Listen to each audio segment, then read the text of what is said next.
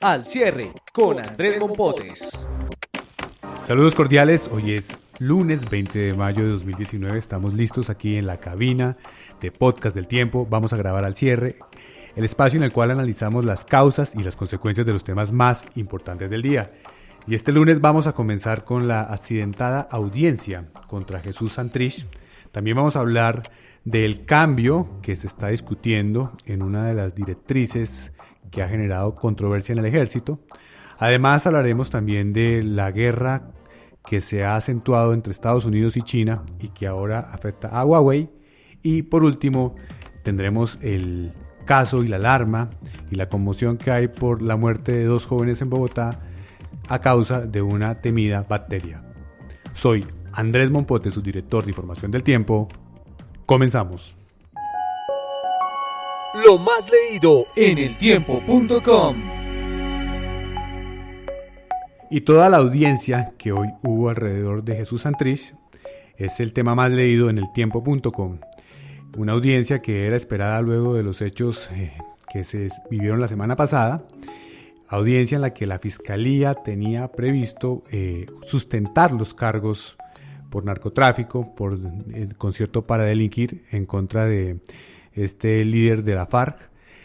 Y la audiencia terminó en medio de recusaciones contra la juez, en medio de ires y venires en relación sobre si la juez estaba o no competente para poder sacar adelante la decisión crucial sobre este caso. Estamos en este momento con Marisol Gómez, editora de Justicia del Tiempo. A ver, Marisol, primero, cuéntanos por qué esta audiencia terminó en medio de esa situación de recusación contra la juez. Pues bueno, la recusación contra la juez tiene, pues, en primer lugar, una razón, y es que ella fue la misma juez que obviamente legalizó la captura de Jesús Santrich en la clínica Mederi en la madrugada del domingo. Entonces, ¿qué dice la defensa? La recusó, dijo: usted está impedida para ser la juez de este caso porque usted prejuzgó a Santrich, porque el día de que legalizó la audiencia dijo que iba a dictar una medida de aseguramiento cuando ni siquiera había escuchado las imputaciones de la Fiscalía. De hecho, las imputaciones de la Fiscalía fueron hoy. Esa es la primera razón por la que le dicen que está impedida y la recusa la defensa. Pero hay unas... Pero vamos por partes. Uh-huh. Un juez no puede estar en los dos escenarios, como lo hizo ella, ir allá donde estaba él en ese momento recluido, porque hay que recordar que tuvo problemas de salud en su momento, fue llevado a este sitio asistencial y ahí, como estaba previsto en la ley, un juez puede legalizar la captura. No puede posteriormente, ya en una audiencia, como ocurrió esta mañana y esta tarde, seguir con la audiencia. Sí, es la misma juez de hecho, pero ¿cuál es el argumento de la defensa? La defensa lo que dice es que durante la audiencia de legalización de captura en la clínica Mederi, en la madrugada del domingo, ella dijo que iba a dictar medida de aseguramiento. Creo que tal vez la defensa la acusa de haber dicho algo que no había haber dicho en ese momento. ¿Por qué? Porque todavía la Fiscalía no le había imputado cargo. Se supone que un juez dice si hay medida o no hay medida de aseguramiento y qué tipo de medida de aseguramiento después de que la Fiscalía expone los cargos y dice qué pruebas tiene. Resulta que eso lo había dicho hoy y no el día de la clínica, por eso la acusan de haber prejuzgado a Santrich antes de escuchar a la Fiscalía, que era hoy. Marisol, ese es el punto. Pero lo que veo aquí, y hay que también contarle a la audiencia, es que antes de esa recusación que usted menciona, hubo otro intento de recusación contra la misma juez. Hay dos recursos contra la juez. Una es una recusación por supuesto prejuzgamiento a Santrich, y el segundo, dicen que no es competente, que Santrich es competencia de la Corte Suprema de Justicia por tener derecho a una curul en el Congreso. Sí, entonces los abogados en teoría presentaron hoy documentos que indican que él tiene la investidura, pero él no se ha posesionado. Hay otros juristas que dicen él no se ha posesionado y no estamos frente a un congresista, sino frente a una persona que apenas iba a tener la posibilidad de posesionarse cuando saliera a la libertad. Entonces dice, no es competente un juez como usted, sino la Corte Suprema porque es un aforado, pero... Pues como le digo, ahí está el debate. Se ha posesionado. Exactamente. Pero esa recusación la juez sí la descartó de plano. No, las dos están en este momento en discusión. O sea, la juez le corresponde aceptar.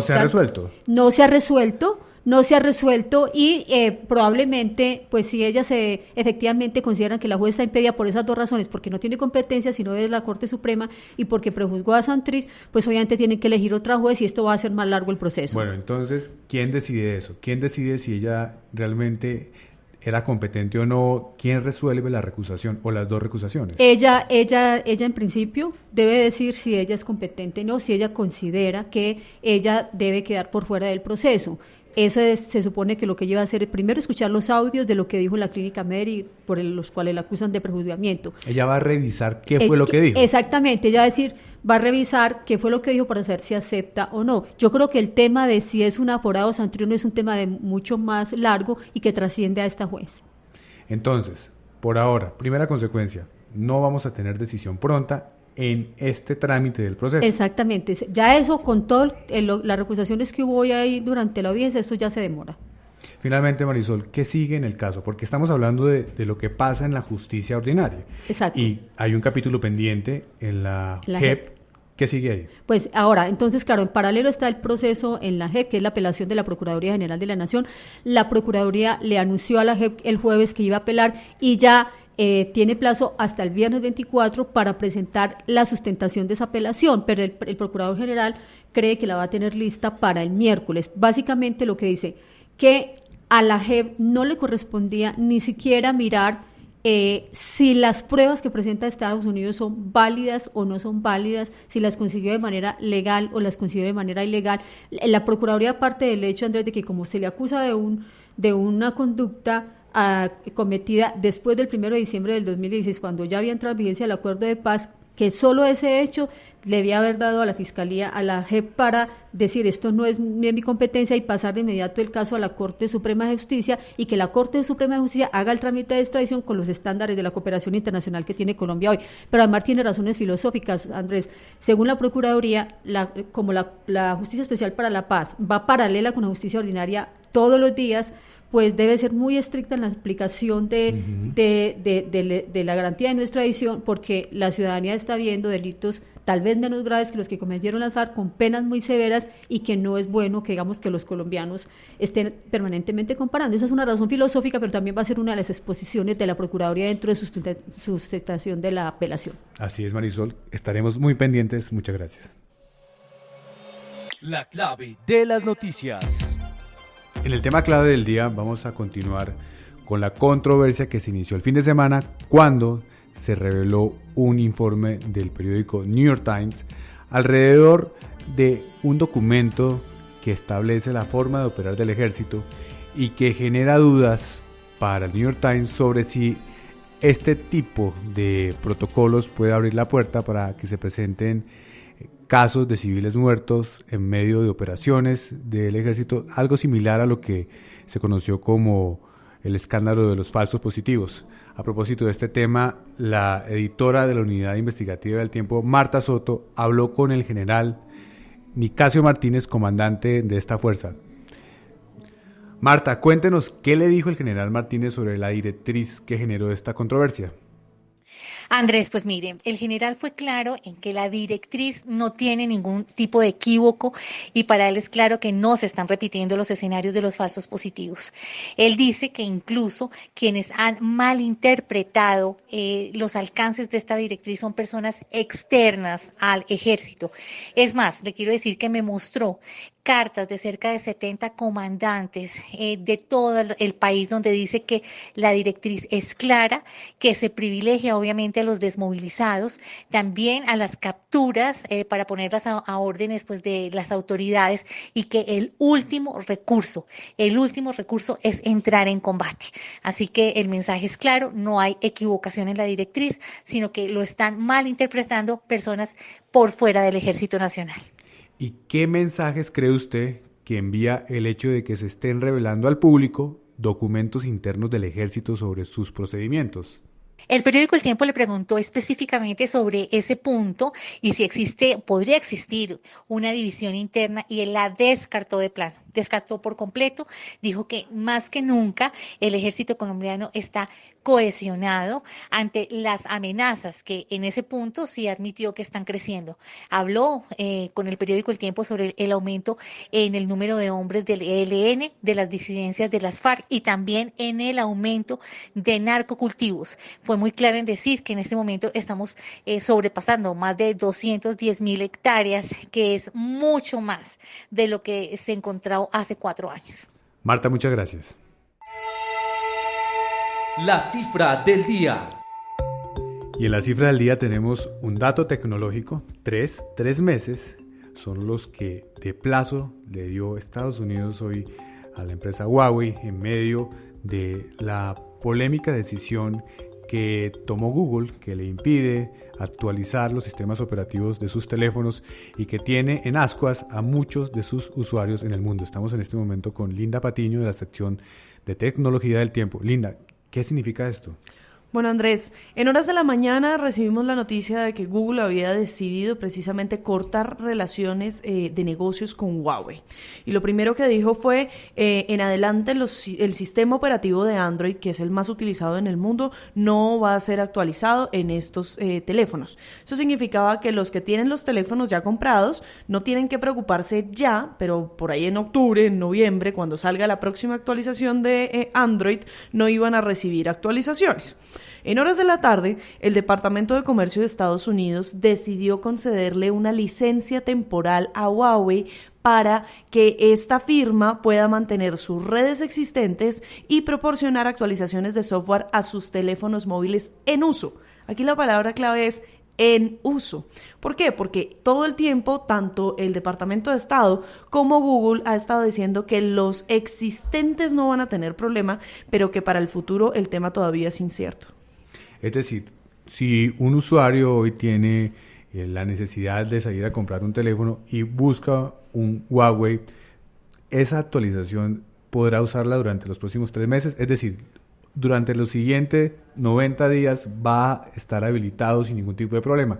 Pero después, ¿qué pasa? Ese es el problema. No sabemos muy bien, porque todo depende de las decisiones que Estados Unidos tome después de esta tensión comercial y todo el escalamiento que ha habido a raíz del tema de los impuestos, del tema de las alocuciones de Trump, de temas del otro lado. Entonces es un poco complejo. Hay 2 posibilidades. La primera, que definitivamente Huawei se quede con lo que llaman un Android Open Source, es decir, con la base de código abierto general que está abierta para todo el mundo para seguir haciendo su sistema, o la que se ve más probable en la prensa, que es el tema de que Huawei lance su propio sistema operativo. Esto significa un montón. Significa primero que Huawei empiece a desarrollar software de manera masiva y completa y todo el tiempo. ¿En 3 meses, por ejemplo? ¿Quién sabe? En realidad ellos podrían hacerlo, son chinos y trabajan de una manera increíble y realmente Huawei es una empresa que se preocupa por ese tipo de desarrollos y está en un momento de mucha presión. Pero ahí el gran reto es, listo, desarrollan su propio sistema operativo, pero para desarrollar el sistema operativo tienen que entrar a negociar con cada una de las aplicaciones que va a entrar en esa tienda de aplicaciones que harían ellos. Y ahí está ¿quién? Facebook. Aquí está ¿quién? Amazon, Netflix, todas las aplicaciones que los usuarios utilizamos comúnmente y que da la casualidad que son estadounidenses. Entonces, donde la tensión comercial siga, lo que se puede encontrar Huawei es que va a tener un excelente celular, una muy bonita cámara, un sistema operativo que rinde y no puede instalar WhatsApp y no puede instalar Google Chrome. Y entonces a los usuarios, por ejemplo, en América Latina, ¿qué les vas a decir? ¿Tienes que cambiar de operador de correo electrónico porque tu celular no lo acepta? Y en términos de mercado, ¿qué va a pasar con los teléfonos Huawei? ¿Van a bajar de precio? ¿Es muy precipitado llegar a esa conclusión? Yo creo que es muy precipitado llegar a la conclusión de una baja de precio, pero sin duda lo que alcanzamos a ver un poco dentro de las llamadas y comentarios de los usuarios a través del tiempo.com es que muchas personas están empezando a ver la forma de devolver los recién adquiridos Huawei, de irse a los operadores de telecomunicaciones y decirles, mire, me faltan 3, 4 cuotas, ya no quiero este celular, ¿qué puedo hacer? Y esto es un tema de pánico, ¿no? Es decir, volvemos a repetir, los celulares de Huawei que ya están en el mercado no se van a ver afectados actualmente y no de manera inmediata, sino con el paso de un año, por ejemplo. Pero ¿qué es? Y eso hay que dejarlo muy claro, ¿qué es lo que pasa muchas veces hoy? Hay gente que tiene otros celulares de otra marca que no tiene este tipo de problema y al paso de 3, 4 años lo tiene que dejar porque simplemente ya el sistema operativo no funciona en ese aparato. Y tenemos un ejemplo, un Android Lollipop, que ya definitivamente es un sistema operativo que no recibe más actualizaciones, que ya está obsoleto y que inevitablemente lo que pasa es que las personas que desarrollan aplicaciones las hacen para los últimos sistemas operativos. Entonces, en el momento en que WhatsApp deja de dar soporte para Android Lollipop, Eso significa que quienes tienen celulares de ese tipo no van a poder utilizar la última versión de WhatsApp, no van a poder tener los parches de seguridad y las nuevas cosas de rendimiento que van a traer esas actualizaciones. Bueno, habrá que estar muy pendientes, la volveremos a invitar. Linda, muchas gracias. Muchas gracias. Lo que viene para su información. Y en lo que viene vamos a hablar de un caso que ha encendido las alarmas de la salud en Bogotá. Está relacionado con la muerte de 2 jóvenes y lo que dicen los exámenes médicos es que esto se debe a una bacteria muy peligrosa que requiere una serie de cuidados y de generar unos procedimientos muy importantes en la ciudad. Estamos en este momento con Hugo Parra de la sección Bogotá del Tiempo. Hugo, ¿qué fue lo que pasó? Pues don Andrés, que estas 2 personas fueron infectadas o contagiaron con meningococo, que es, como usted lo decía, una bacteria que se adquiere o a través de la saliva o a través del contacto de relaciones sexuales o a través de los implementos, los útiles e incluso la gente que duerme en la misma cama cuando hay comunidad, cuando hay dormitorio colectivo, se puede adquirir. ¿Y esta bacteria por qué es tan agresiva? Es agresiva porque ataca el cerebro, ataca todo el sistema nervioso y entonces empieza a inflamar la membrana que recubre el cerebro y eso va generando el deterioro de la persona hasta llevarlo a la muerte. Es una enfermedad muy letal. Y es muy difícil de controlar. Lo que han dicho los médicos es que es de ese tipo de bacterias que hoy hemos visto en los medios de comunicación que se van fortaleciendo ante el uso inadecuado de los antibióticos que ha permitido que estas bacterias se conviertan en superbacterias y ahora está en Bogotá. ¿Qué viene ahora? ¿Qué hay que hacer? Bueno, esta inflamación se produce básicamente por virus, por hongos, y por químicos, por agentes alérgicos, por tumores o por enfermedades. ¿Qué es lo que hay que hacer? Vacunarse. Hay vacuna, pero no está en el POS. Entonces, en la EPS, ir a que le pongan su vacuna. Las personas que están con la infección tienen que inmediatamente hacer tratamiento y aislarse. Hay una tercera persona. ¿Cuáles son los síntomas? Los síntomas son fiebre, dolor de cabeza, vómito, náuseas y la nuca se vuelve muy dura, se genera una congestión en la nuca que no permite casi la movilidad y aparece lo que llamamos comúnmente un salpullido rojo en la piel. Esas son las alertas, las alarmas que empiezan a mostrar que usted está con la infección. Y lo que pasó en este caso está controlado, quiero decir, en el escenario en que ocurrió, se ha logrado aislar a las personas que pudieron estar en contacto con la enfermedad y en este momento tener una certeza de que no se haya diseminado hacia otras zonas alrededor del lugar donde se denunció o se conoció este hecho. Lo que nos dice la Secretaría de Salud es que en este momento no hay más casos identificados, no hay hospitalizados ni fallecidos, ni más fallecidos por esta causa. Es decir, solamente esas 2 personas que murieron y una tercera que está en el Hospital Kennedy, un hombre de 34 años que al parecer tiene la infección. ¿Qué se hizo? A las 100 personas más cercanas o que estuvieron en la casa o en el bar o en las zonas de trabajo, los vacunaron, les dieron también antibiótico y a los otros los vacunaron, previendo y tratando de blindar de que no se vuelva, que no se propague, sobre todo poder controlar este brote de el meningococo. Hugo, muchas gracias. Ya son casi las 9 de la noche, efectivamente estamos en el cierre final del periódico, los invitamos a que nos acompañen mañana al finalizar la tarde aquí en eltiempo.com. Feliz descanso.